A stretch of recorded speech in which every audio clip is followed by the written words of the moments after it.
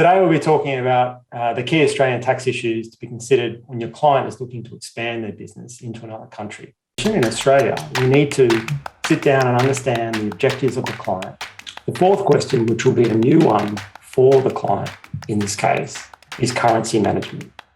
So another alternative could be to use what's called a branch. We can think about it as really an extension of the Australian group operating in New Zealand without the use of a separate New Zealand incorporated entity to transfer pricing. And this is around documentation and, as we've spoken about, ensuring that everything is at arm's length. An example of this in our case study would be the need to clean up some of the related party transactions. We have on foot a shareholder loan. The purchaser is not going to want to acquire that. So then we can work to calculate the capital gain on disposal of the shares.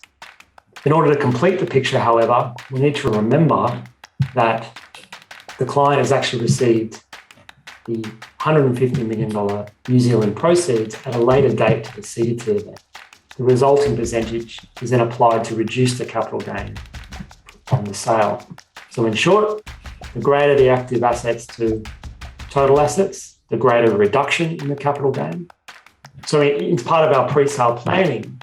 If we had worked this out at the time, we could have advised the client to potentially pay a dividend before signing to remove some of the cash from the balance sheet. And it would have had the result, for example, if we bring this down to $3 million, of actually resulting in a 91% AFBAT calc. And because of the beauty of the AFBAT rules, that gets rounded to 100%. And so there is no gain after applying this exemption.